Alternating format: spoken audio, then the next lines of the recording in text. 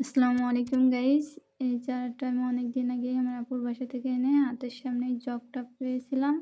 এটাই লাগাই দিছিলাম। কিন্তু দেখেন অ্যালোভেরা গাছটার কি অবস্থা হইছে।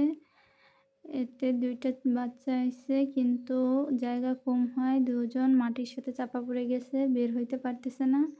আমি এটা আজকে লক্ষ্য করে সেগুলো বের করে এখন ডিটপ করে আপনাদের দেখাবো। এইখানে থাকলে চারা ২ টা মারা যাবে, তাই আমি চারা ২ টা আগের থেকেই ছিঁড়ে রাইখে দিলাম। এরপর এর নিচের কিছু ডালপালা ছাঁটাই করে দিচ্ছি। দিয়ে আমি একটা নতুন লাগাবো যাতে করে গাছটা চারিদিকে ভালো জায়গা পায় এবং গাছ থেকে নতুন নতুন চারা বের হইতে পারে। এইজন্য আমি সুন্দর করে একটা বস্তায় মাটি আগে থেকেই তৈরি করে রাখছি। সেই বস্তায় আজকে এটাকে লাগাবো।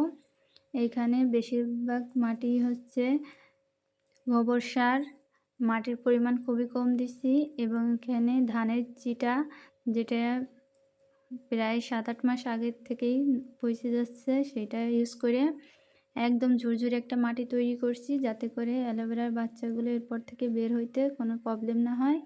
এরকম নতুন নতুন ভিডিও পেতে অবশ্যই সাবস্ক্রাইব করে চ্যানেলটাকে সাথেই থাকবেন।